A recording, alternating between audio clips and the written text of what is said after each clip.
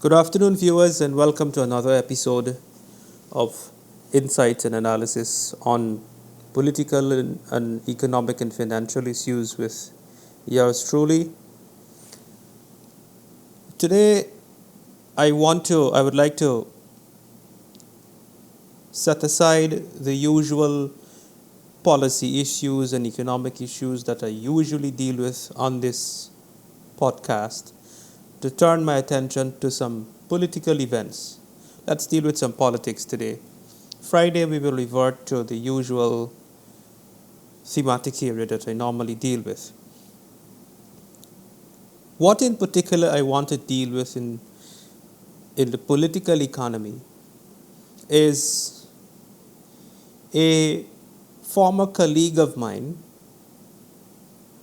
and who is an attorney at law that formerly joined the APNU, Dexter Todd, on the campaign platform for the APNU. He's made this claim that there is no evidence to support the view that the APNU AFC attempted to rig the 2020 election. He built on that argument, he advanced that argument in a subsequent Facebook post on his page, making several claims of irregularity. So he made the claim on a campaign podium, and then he sought to advance the argument, relying solely and exclusively on the irregularities the observed irregularities during the recount of the 2020 election.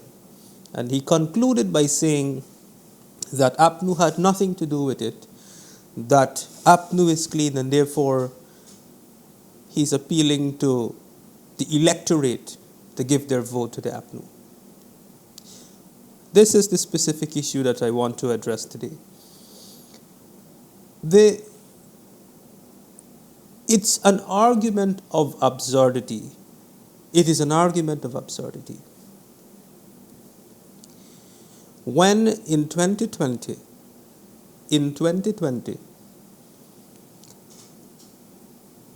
there was an attempt to transparently on live television, on media stream, in front of tens or hundreds of camera, transparently on national television, in the view of the world, there was an attempt to alter the result of Region 4. There was a blatant, consistent attempt that resulted in a 5 months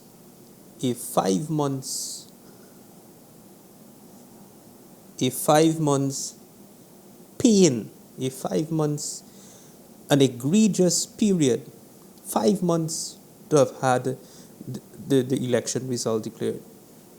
And all of you witnessed this, all of you know this, so we don't have much proving or convincing to do who really attempted to rig the election. Notwithstanding, it is important, particularly in this election season, for me to address the arguments in particular that he sought to advance with respect to the irregularity. Now in 2020, by way of background, and this is important, I believe, my role in the 2020 election was one of a coordinating role, whereby I was an employee at the Private Sector Commission at that time. The Private Sector Commission, as you know, was one of the largest observers, had led the largest observer mission. The private sector coordinated with all the other stakeholder groups, and we practically covered the entire country. We had coverage of all 10 administrative regions. And to be precise, our coverage was 99%. 99% of the the general and regional elections we were able to cover through our observer mission. So my responsibility was administrative and technical. On the administrative side, my responsibility was to coordinate that observer mission and manage that observer mission for the entire 5 months period. And my technical responsibility was the compilation of the result as they come in, the observer reports, the SOPs as they come in, and then from the SOPs, the statements of recount, tabulating those, because of the 99% coverage, we were able to get copies of the SOPs on election day and statements of recount during the recount period. And during that recount period, there was an additional observer report with qualitative data. So I was processing, analyzing, compiling, and preparing reports with analysis of all those reports. So I have all the data. I have all the data that I've compiled. And so I want to go through, since Todd, who's a trained attorney at law, now politician, by being part of a political party, sought to advance this argument about irregularity and anomalies. I want to read for you a few excerpts from 3 reports. The 3 reports are: one, there was a report that I had compiled, which was a report where I performed a review of the CEO's report, the Chief Elections Officer report, that he presented to the commission. There was a report that he prepared with the altered results and a list of anomalies that the Caribbean Court of Justice ruled, and the High Court here ruled, the Chief Justice here ruled, that he has no authority to do. So I'm going to read an excerpt, in fact, a summary of my review of that report. Then the second report, I'm going to read the excerpt of the International Commission of Inquiry into the 2020 election, into the 2020 general and regional election. And the third report, just excerpts, key summaries. And then that would be the basis of my discussion for the next 30 minutes in response to Dexter Todd's argument, countering Dexter Todd's argument, is the CARICOM Observer Mission Report. So first, let me read my summary to you. And here I'm going to read bullet points, the key summary points. The analysis of observation reports for all regions contrasts sharply with the number of anomalies reported by the Chief Election Officer for the 10 districts. The CEO's report mirrors allegations submitted by the APNU-AFC and does not appear to independently verify the observation reports. When agents called out random numbers, only those confirmed by ticks 2 or 3 in most instances should have counted as alleged anomalies per commission instructions. The CEO's report did not reflect this. Now, this was an instruction by the commission that the CEO's report departed from. The CEO's claim, the Chief Elections Officer, the then Chief Elections Officer, claim of knowing which party's votes were affected by anomalies is questionable since ballots are secret and it is impossible to determine for whom the alleged illegal voters cast ballots. Alleged illegal, this was their claim. Their absurd, fallacious claims. There is no transparent methodology or justification provided in the CEO's report for attributing anomalies to specific parties. GCOM supervisors did not conduct the confirmation of ticks in a transparent manner, denying verification requests from party agents and observers. Discrepancies in ticks on lists between party agents and GCOM officials are likely the result of human error during administrative tasks, not evidence of illegality. Using ticks as a control mechanism is unreliable and it is neither verified nor reconciled with actual votes cast. This is not a requirement in electoral law.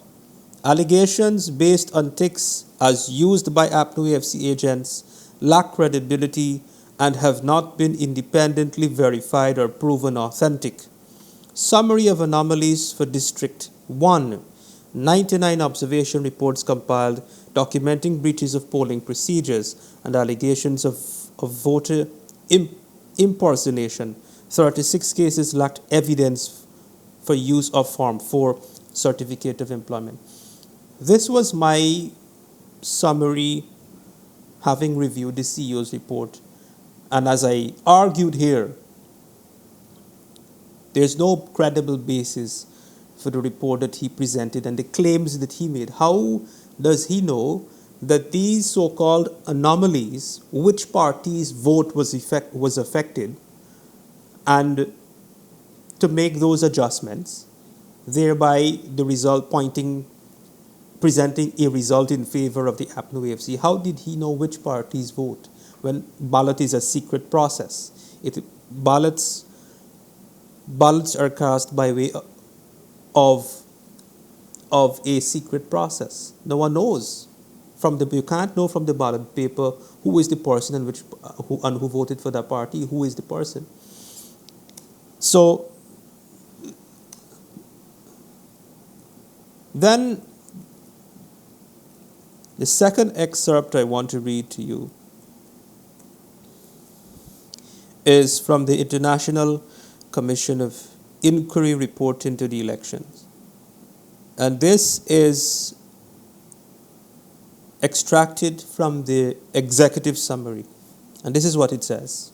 In summary, our inquiry reveals that there were, in fact, shockingly brazen attempts by Chief Election Officer Keith Lowenfield, Deputy Chief Election Officer Roxanne Myers, and Returning Officer Claremont Mingo to derail and corrupt the statutorily prescribed procedure for counting, ascertaining, and tabulation of votes of the March 2nd election, as well as the true declaration of the results of that election, and that they did so to put it in the unvarnished language of the ordinary man for the purpose of stealing the election.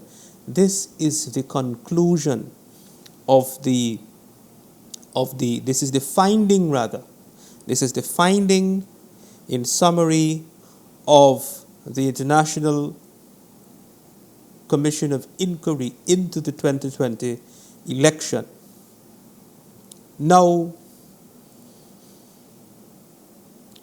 what were these anomalies and irregularities that are being referred to?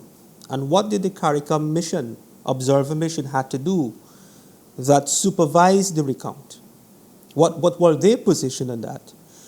And their position on those so-called irregularities and anomalies was that the APNU AFC agents were on a fishing expedition. That was their exact word. Those were their exact words, rather.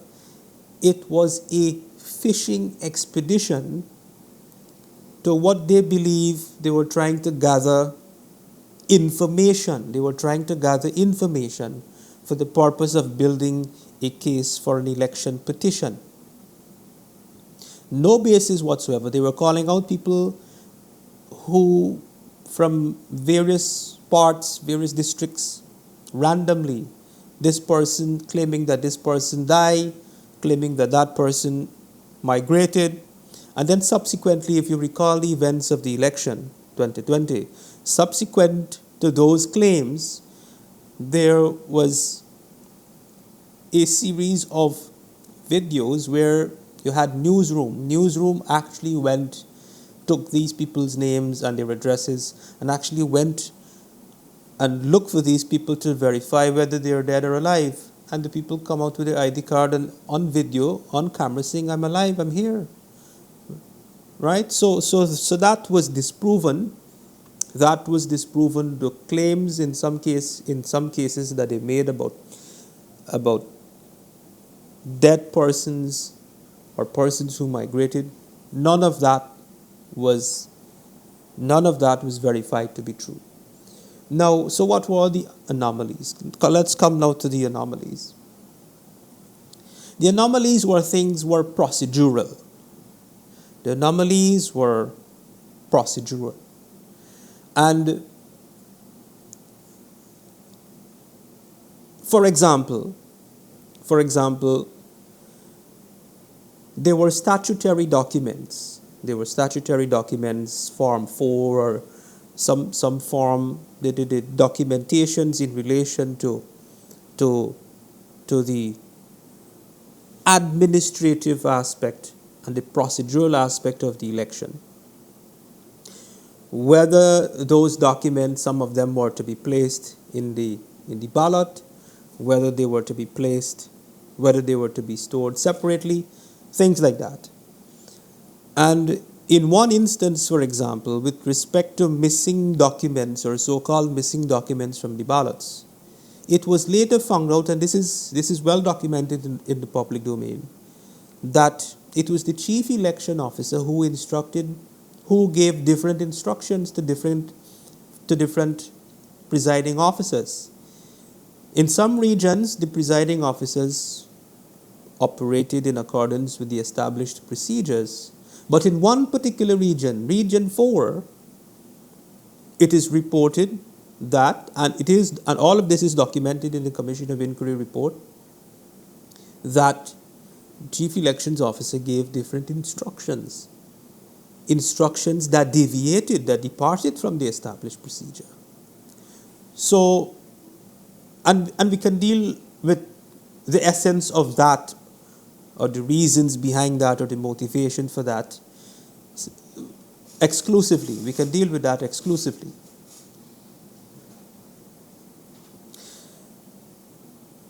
So that was one example. Another example that Dexter Todd in particular, that he specifically relied on, is the oaths of identity. Oaths of identity. He relied on the number of different claims of anomalies and irregularities. He particularly relied on two of those that he categorizes as irregularities. Oaths of identity, and then he read in his video, in his presentation, that there was a ballot box, and he cited the number of that ballot box that was assigned to a district, and there was a certain number of ballots, 352, that was placed in that ballot box. And when the ballot box returned, it returned with 25 extra ballots. and he questioned where this 25 extra ballots came from, where it came from. 25. Note the numbers. Note the numbers. 25, one of it was, as he claimed, there was 25 extra ballots that he suggests was not supposed to have been placed in that ballot box. And he said, in his words, that alone, that one anomaly alone beats all of the others, and that alone was sufficient ground for any court to nullify the election. That was sufficient grounds for any court, if the election petition case had gone through to an advanced stage, any court would rule. And he said it with great conviction and great confidence. Well, he's a trained lawyer, so I don't expect any less. So that, and the second anomaly that he relied on was that there were 83 oaths of identity. 83 oaths of identity. And that too, he argued, that was an irregularity, that he argued that should not have been done, and he argued in a way that implies that the oath of identity was not sufficiently justified. So let me deal with these two anomalies. First of all, we have to ascertain whether, in relation to the oaths of identity, whether that is even legal. Can a voter or an elector present themselves on election day and vote without presenting an ID card? To answer that question, we have to consult with the Representation of the People Act. The election is governed by a piece of legislation called the Representation of the People Act. And Section 75 of the Representation of the People Act does provide for electors who on polling day may not have the prescribed identification document, which is your ID card, that does not prevent them from voting. And Section 75, that provision allows for persons to vote by way of an oath of identity. So the law, first of all, permits it, so it's not illegal, and therefore it's not irregular. So it cannot be an irregularity.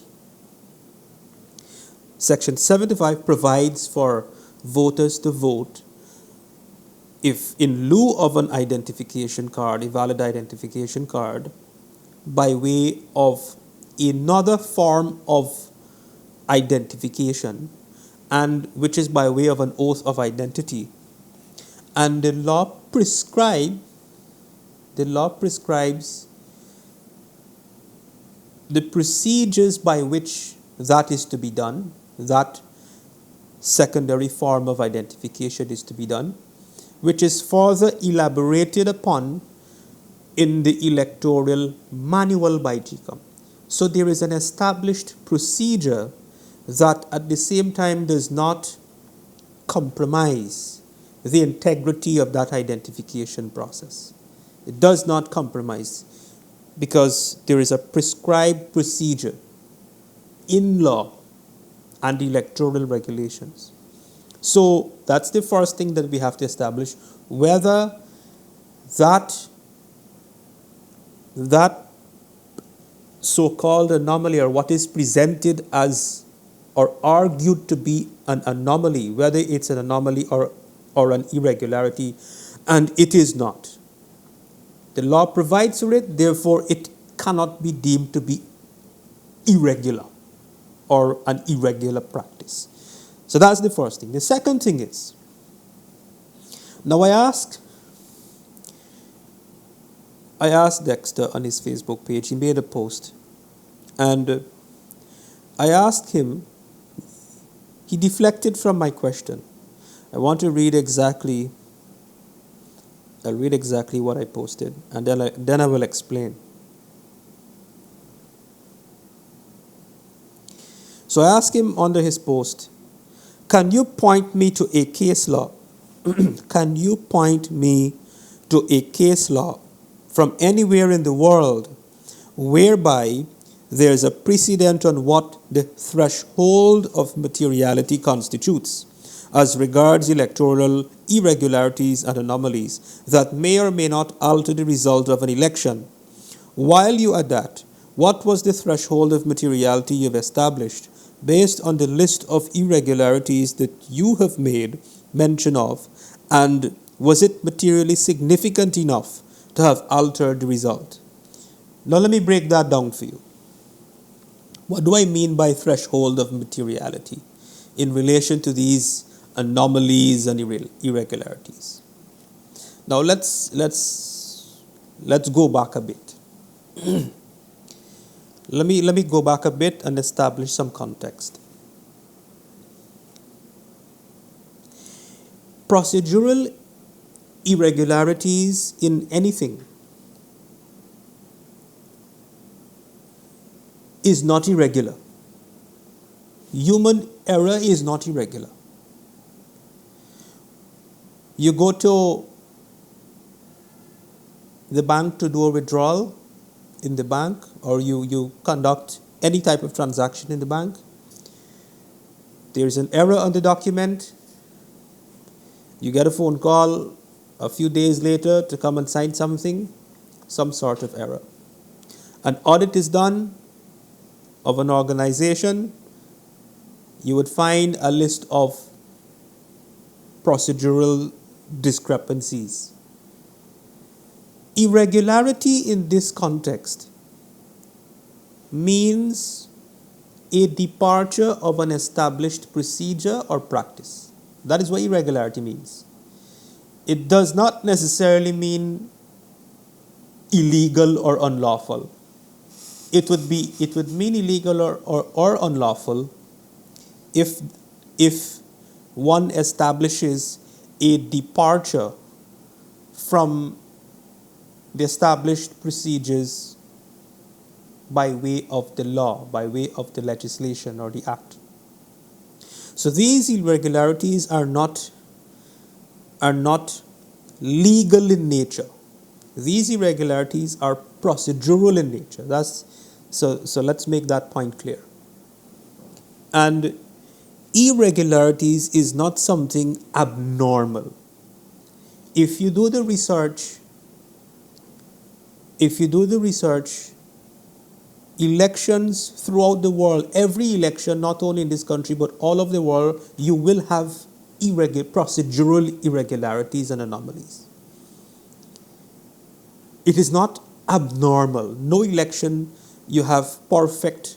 There is 100% perfection procedurally.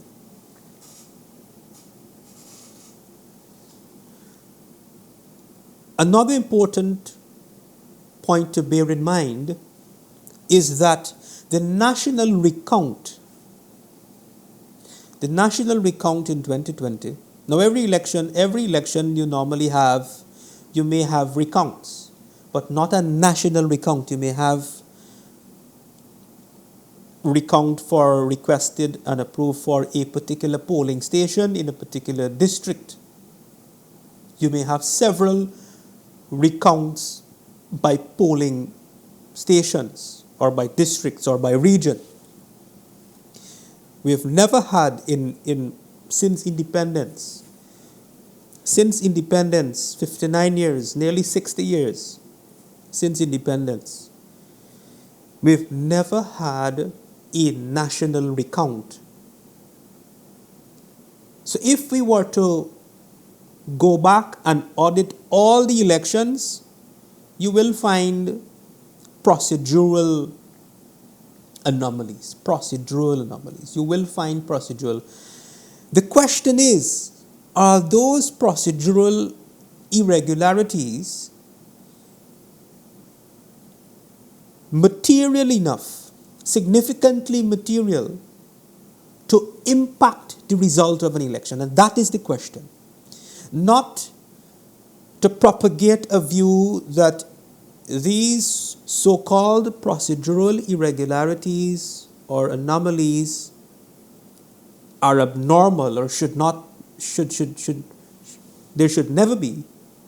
That is not the question. The question is, what is the significance? What is the significance of these procedural irregularities? How material are these irregularities to the extent where it could impact the result of the election or alter the result of the election? That is the question, and I will come to that in a minute.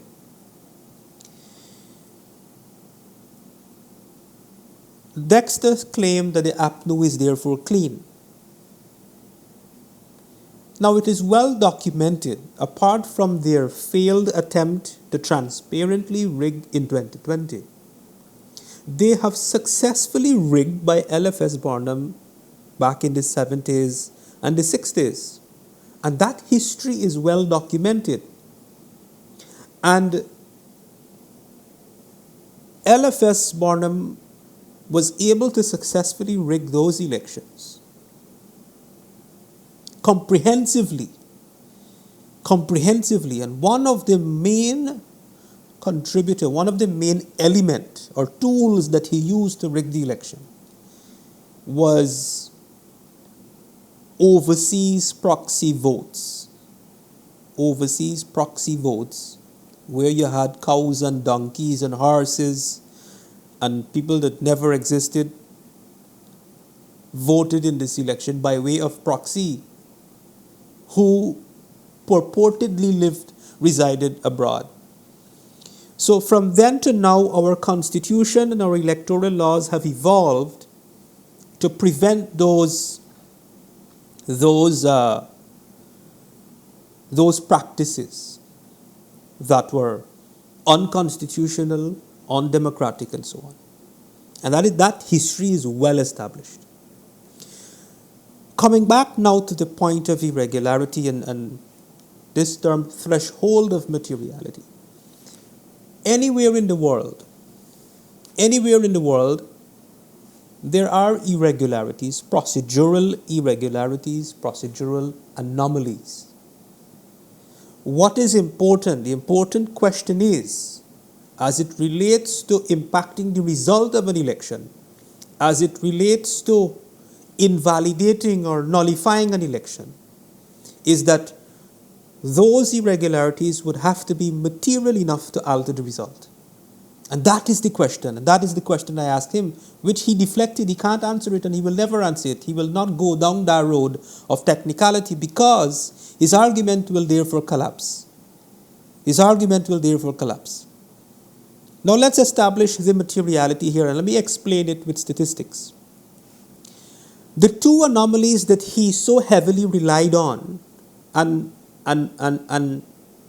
propagate with firm conviction that any court of law would nullify the 2020 election are the 25 extra ballots and this 83 electors who voted by way of oaths of identity, which is provided for in law. If you take those two numbers, 25 and 83, that number in totality, those two numbers, the sum of those two figures, accounts for 0.018%. 0.018% of the total valid votes cast in the 2020 election. the total valid votes cast in the 2020 election, and this is how you determine threshold of materiality now. I'm explaining what is threshold of materiality. I'm explaining it here now, the statistical significance of it. 460,000 valid votes were cast in the 2020 elections. The PPPC got 233,320 votes. The APNU got 217,900 votes. 0.018% anomalies, or so-called anomalies, has zero impact on the result, has zero impact on the election result. In other words, cannot alter the result of the election. Now let's go further. I will add two more. I will add two more that he did not rely on. And the funny thing is that he chose the two smallest number, 83 and 25. He chose the two smallest number. Now, I have here the data. When they were calling out randomly, this person died, that person died, this person migrated, and so on. Not established by way of evidence, and there is no way to verify on that day. And of course, there was a variance, what was reported by the CEO, and based on my data, which was collected from the same report, it was about 2,800. A total of 2,800 electors across the country that they were randomly calling out numbers, APNU AFC agents, that is, 2,800. So we can therefore estimate, let's say 2,800. Let's put that number at 3,000. Let's put that number at 3,000. So 2,800 plus the 83 and the 25. Let's inflate it a bit and put that number to, or round it up to 3,000. Not inflate, let's round that number up to 3,000. That's what the anomalies amounted to. The irregularities based on the recount, based on the qualitative reports collected at the recount, amounted to approximately 3,000 electors. What is the statistical significance of 3,000 electors in relation to the total valid votes cast? It's still less than 1%. It's 0.6%. It's still less than 1 percentage point. And if we go further, just for the sake of argument, on this technicality, if we take away 3,000 votes from the PPP, and this is how, because I'm explaining how it would be determined, and this is what it ultimately comes down to. If we take away 3,000 votes from the PPP, although you don't know, legally that's a different matter, you don't know, there's no way to establish who these 3,000 voters, who they voted for. There's no way to establish that. That would be a task in of itself, a task of impossibility. But this is the sort of absurd argument that is coming from the APNU camp. But that aside, forget about that argument. Let's put aside the absurd argument for now, and let's deal with what it really comes down to. It really comes down to the materiality of these so-called irregularities on the election result. So if you take away 3,000 votes from the PPP, they will still have 12,000 more votes than the APNU.